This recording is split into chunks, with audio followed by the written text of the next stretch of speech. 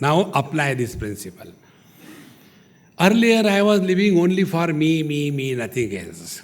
Then I got married, I and my wife, small circle. Then children, bigger circle. Then include your mother, her mother, your father, her father, your grandfather, her grandfather. Go on adding value to the radius. And as you go on including more and more people in your radius of inclusion, you will expand to such an extent.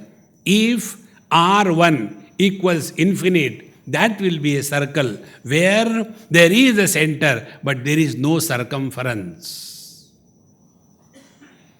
See, there is one Subhashitam where it is said, Ayam nijo paro veti ganana laguchetasam.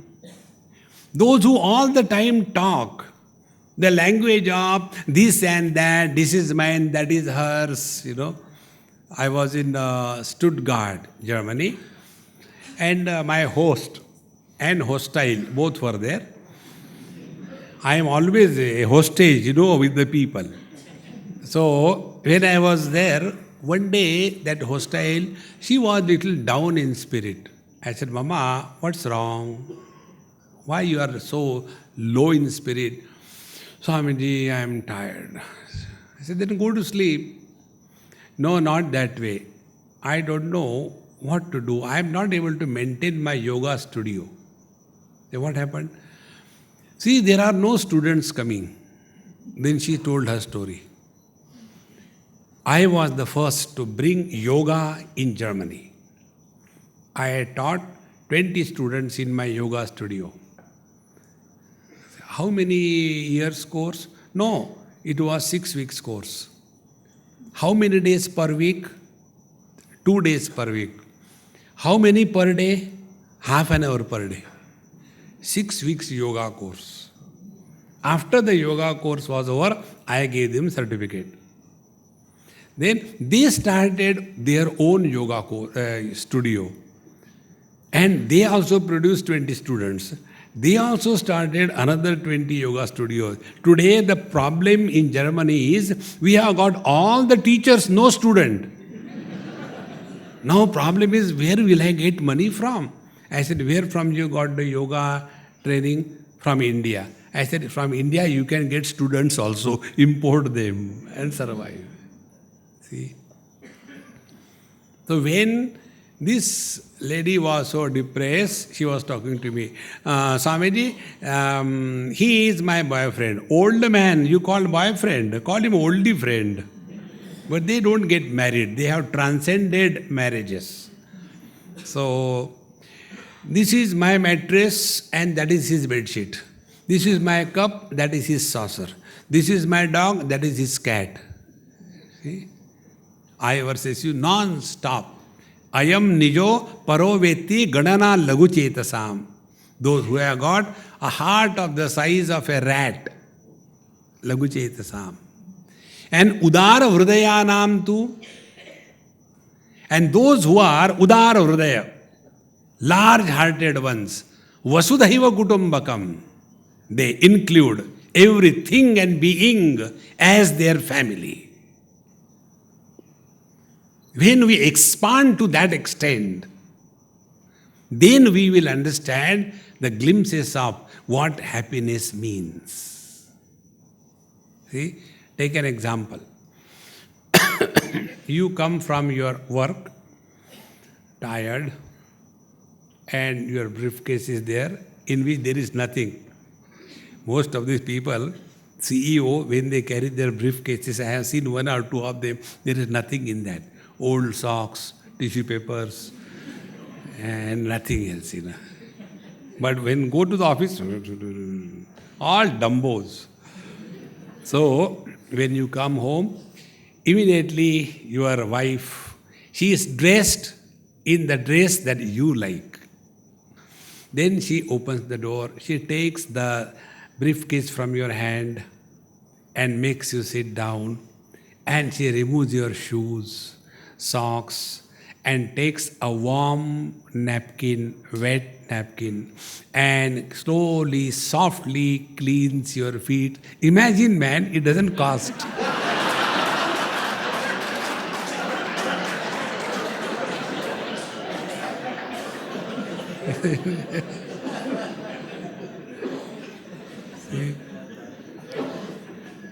How attentively everybody was listening.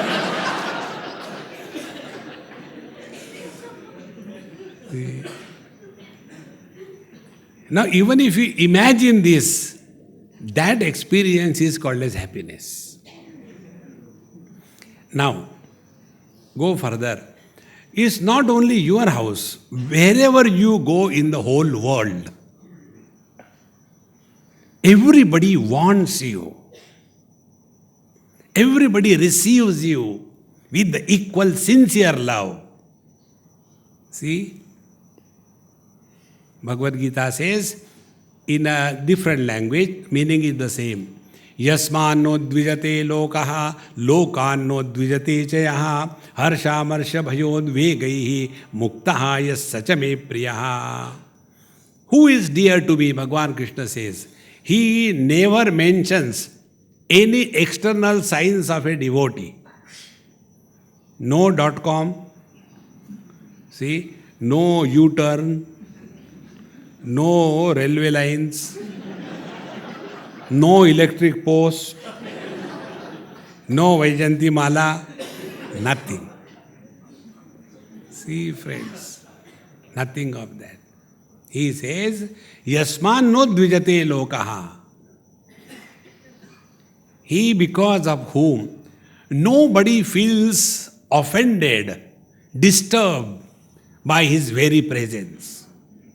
And he who doesn't get disturbed by the presence or anything that is happening around him, he is my devotee. But we are only at the superficial level. See, Vaishnava means phatapat lagao niklo.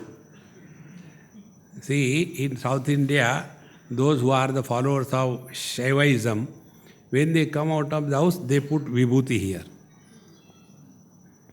It is not necessary that you have to take bath. Once vibhuti is there, that means you are fresh. Like that.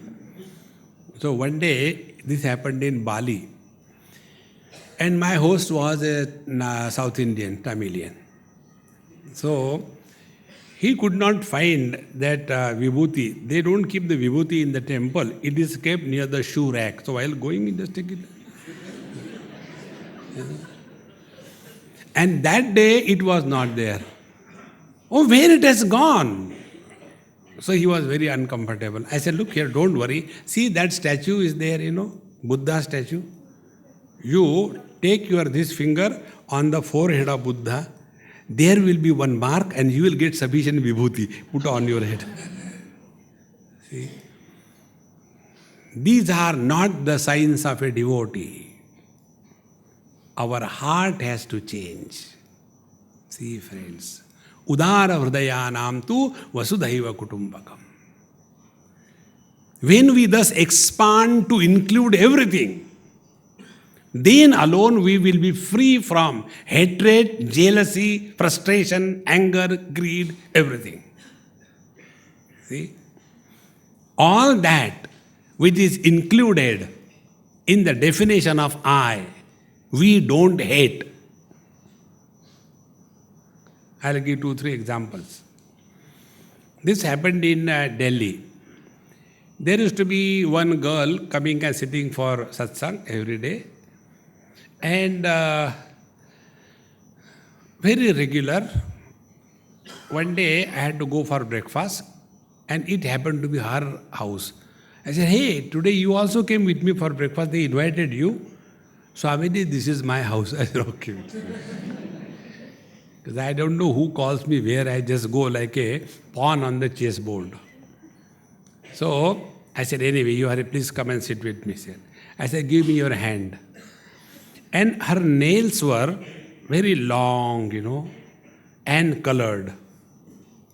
And I was always having curiosity how these long colored nails look like But I can't go and ask any girl. She will notch me out.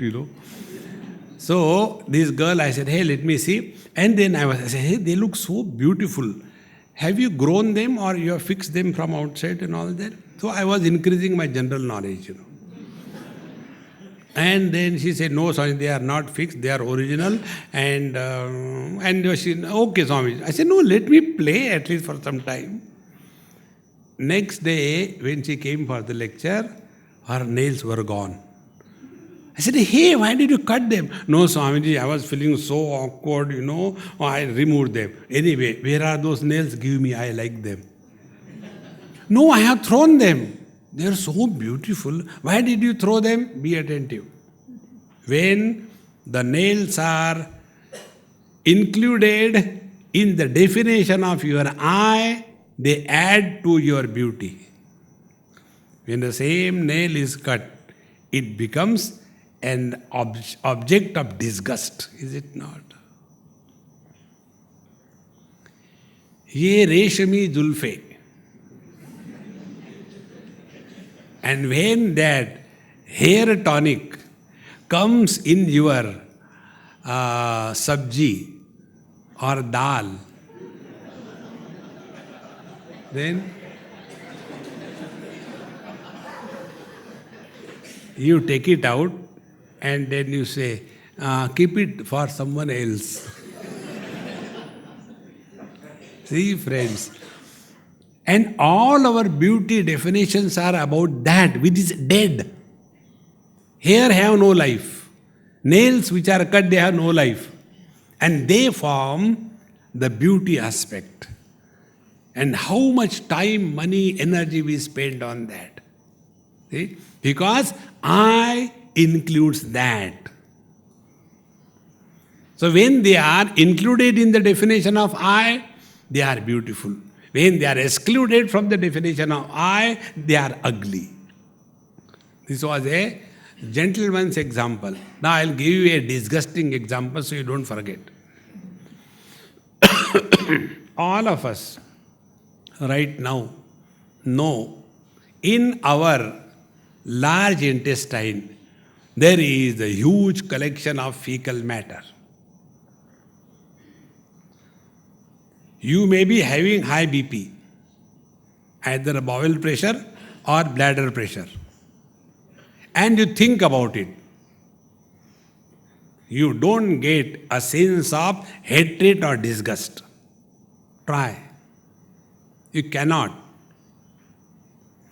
But the moment it comes out, you don't want to look at it. Without looking, you flush it out, isn't it?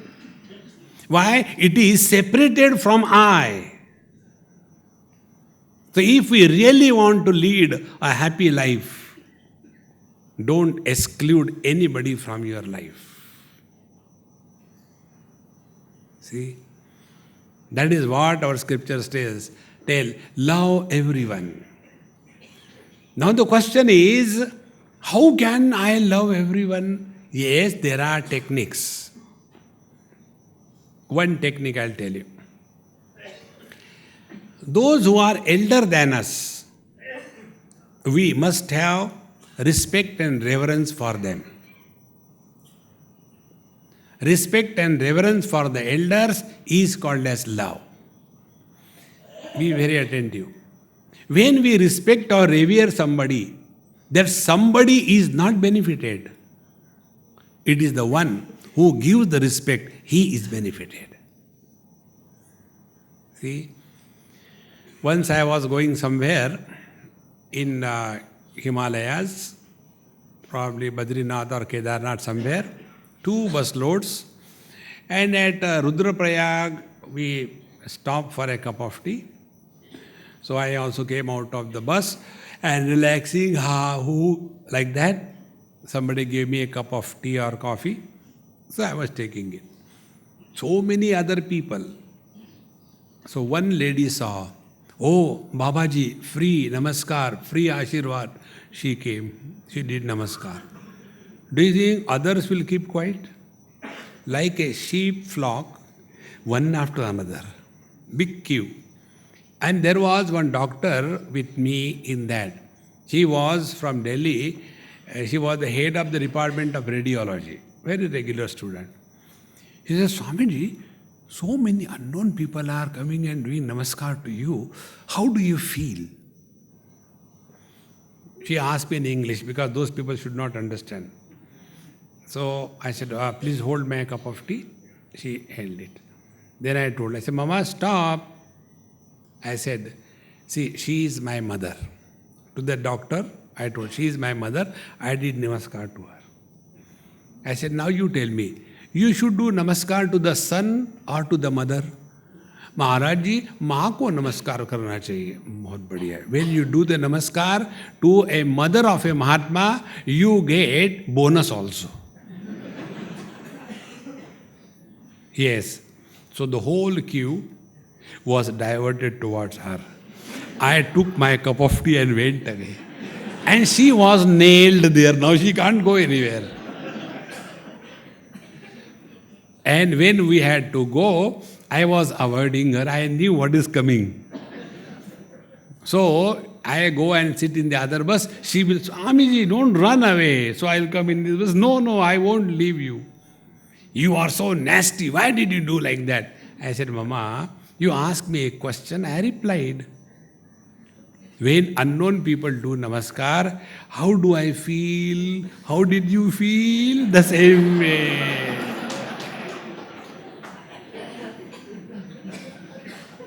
See, friends, those who give respect and reverence, they are benefited, not those who receive. If this we don't understand and we claim ourselves to be digitally intelligent, see, it cannot be. Now expand this thought in your heart. We go to a temple. There is one stone idol. Many times if you go to Ashtavinayak around Bombay, Pune, all the Ganeshas do not have any shape. See? Like, the sumo type, all are no shape. We have to imagine this is Ganesha. Like, that's it. But those who go there with respect and reverence for the Lord, is Ganesha benefited or the devotees benefited? See? Those people who do not have an altar of respect and reverence in their life, they are most unfortunate people in this world. We have to have an altar of respect and reverence. See? Those who have lost their elders, the last elder in the family, you see what happens to that family. They become like, like a kati patang. They don't know. Earlier, the same old man was a problem for them. The moment he goes, then a big vacuum happens in their life. See, friends. Therefore, when we have to include everyone in our definition of I, we have to love everyone. And love doesn't mean giving in writing, I love you, thank you. See?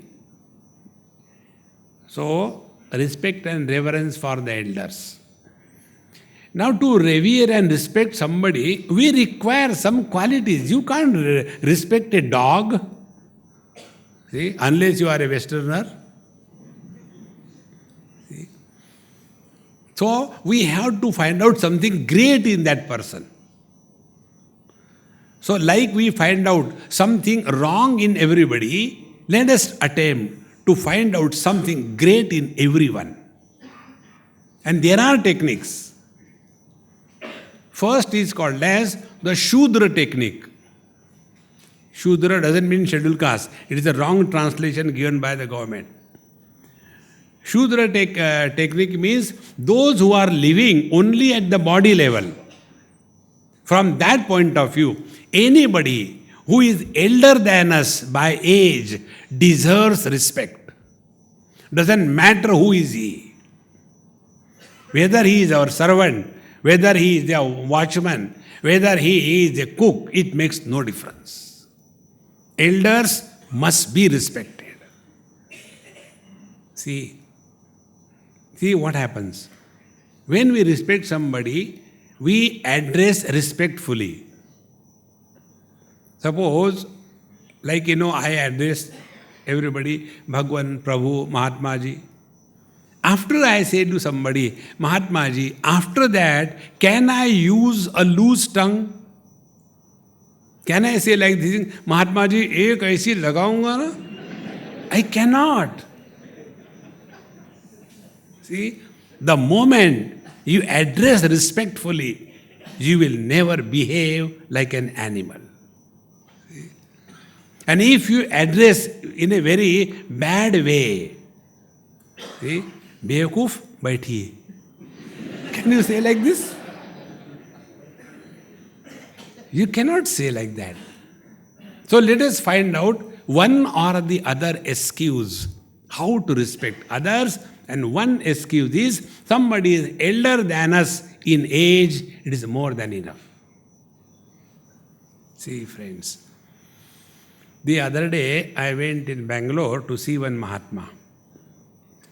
And he is a grahastha, having wife, 2 or 3 children, ashram, everything. I read his book and all that. I was very much touched by his writings and all that. And when I came to know who is there, so my friend, I said, hey, you find out if we can go and meet him. So his secretary told, no, there is no time, there is too big a queue, you can't come like that. So I said, okay, we will not go. Then somebody heard that conversation. And then again a phone came. No, please let Swamiji come whenever it is convenient to him. Immediately changed, I don't know why. So my friend, Swamiji, we should not go now. I said, why do you make a prestige issue? It is my need to go. Don't make prestige issue on the small things. Okay, Swamiji, we will go then. We went there. And then we had to stand outside, so we stood there. And then, oh, please come and sit inside. Sat inside. And after that, when we went, so I went with the flowers, a garland, a shawl, some fruits. So when I went, and he said, no, Swamiji, you are a Swamiji, I am just a grahastha. I said, whatever it is, but I have come to take your darshan, so I must do this thing. Please allow me. Then I put the mala and shawl and touched his feet and did namaskar and everything. We spoke for about 10-15 minutes. After that, when I went out, then my friends came. I said, go and take prasad. So they took prasad. That time that Mahatma told, he said, I met so many Mahatmas and Swamis and Maharaj. I never expected him to come and touch my feet. Why he did like that? So my friends, our Swamiji is very peculiar. We also never understand him. Please remember, when you respect somebody, even your enemy will bless you. And this is my hobby, to collect blessings from the elders. The real strength of our life is the blessings from the elders. Find out some excuse how to respect and revere somebody. Our attitude changes. Then we start understanding the meaning of love. This is with reference to elders. So if we start respecting everybody all the time, what will be our experience? All the time we will be happy. See, when we go before the Lord, Badrinath, we travel and go and stand there before Bhagwan Badrinath. We go to see him, but we close our eyes and we stand. That time, what is our experience? Do we feel disgusted, tired? No. That time we are so happy. And who is happy? Only he who has got respect and reverence for the Lord. And those who come there with a photographic camera and find out what it is like, they never get that experience. Therefore, where is happiness? Happiness is in a reverential atmosphere of your heart. It is nowhere outside. Discover that, friends. Discover. See, in your own life, there must be someone whom you hate from the bone marrow of your femur. Now remember him or her. See? How comfortable you are feeling. Swamiji, no, I don't like to. See? And on the contrary, if we have got this reverential feeling, you are at peace with yourself, and those who are at peace with themselves, they alone are at peace with the whole world. Remaining in peace with the whole world is remaining happy all the time. So first excuse to respect, revere somebody, that find out if somebody is elder than us, wonderful. He deserves respect. Second, if somebody is wealthier than us, rich, this is Vaishya Buddhi. First was Shudra Buddhi. Second is Vaishya Buddhi. Somebody is rich than us, he deserves respect. Normally what we do, we know kahan se aaya. Now what business we have got to evaluate somebody? Are we CBI agents? We are not. See? This is what normally happens. You will see. Once I was somewhere in probably Guwahati, me and my friend, a very nice person, he has got big hotels and all that. He was driving, I was sitting next to him. We had parked the car and we had to take out. And there was one, some kind of a cart to be pulled right in front of the car. And one man, one coolie was there. He said, please remove this cart, we have to go. Why should I remove? Amir log hai, aap hatao. So my friend got out and slowly removed the cart and we started. See? The poor people have got a very negative, disgusting approach towards the rich people. By that, rich people don't suffer, the poor people suffer. Why should we have jealousy? See? Jealousy is a worst kind of virus. You can't delete it. Therefore, friends, if somebody is prosperous, we should be happy. And this is the simplest way. If you are happy in the happiness of others, nobody can make you miserable in this world. See? So, the second thing, if somebody is rich, prosperous, we should be respecting him, and that will give us happiness. If we are jealous, we cannot. Now, third thing, if somebody is able to control masses, leader class, see, if somebody is leader, can you control? I can't control even my wife. See? And if somebody is controlling big crowds, whatever he or she may be, from our point of view, he deserves respect. Let us not have the negative approach. Oh, our ministers are corrupt, bad. By saying this, you are spoiling your mind, friends. In Bombay, many years before, there was a big conference. And in that, our Swami Anubhavananda Maharaj was also one of the speakers. About 5-7 Mahatmas sat. And one Mahatma spoke very ill about Swami Anubhavananda Maharaj. Very ill. And when his turn came, all the people in the audience, they were boiling with anger. And one person came and told, Maharaj, give him left and right.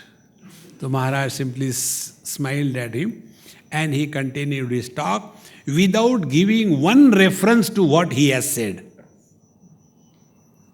And after everything was over, then all the Kamandalus around, this is Maharaj, why didn't you give him left and right? He said, look here, if I speak ill about somebody, my mouth is spoiled. Why should I spoil my mouth? Suppose I abuse you. You Bewakoof. So where is that Bewakoof word? In my mouth. See how intelligent it is. In the same manner, when we hate somebody, that hatred first burns us and then others. And the most beautiful part is, when you hate somebody, that somebody doesn't know you hate him. So he comes, how are you? And he insults you, my God, aa gaya, subah aa gaya. And he doesn't know that. So the one who hates, he suffers, not the one who is hated. Therefore, if somebody is any way superior than us, he deserves respect. And the last one, if somebody is jnana vruddha, if somebody is superior to us in knowledge and wisdom, whatever may be his age, he deserves respect and reverence. These are the 4 approaches. How to respect. See, friends. And once you take this approach, the net result will be, our mind will be at peace. See? And that peace is like what? Like a baby lying on the lap of the mother with a thumb in the mouth. Brahmanandam paramasukhadam kevalam angutha murtim. Is so happy, content, secure. That experience is called as happiness. Happiness is not the morning laughing club member. Ha ha, ha ha, ha. Like somebody has given a chabi. Dumb. See? That is not happiness. It is a noise pollution. Now, after we dealt with the elders, now we come to the contemporaries. Those who are our contemporaries, our age group, how to love them? We have to be friendly with them. Don't be a friend to a friend. Be friendly with everyone. When you are a friend to a friend, you are bound by that friendship. But if you are friendly with everyone, you are free and yet you are at peace with yourself. See? Now the third people we come in contact to extend our love are those who are younger than us. Those who are younger than us, love towards them means forgiveness.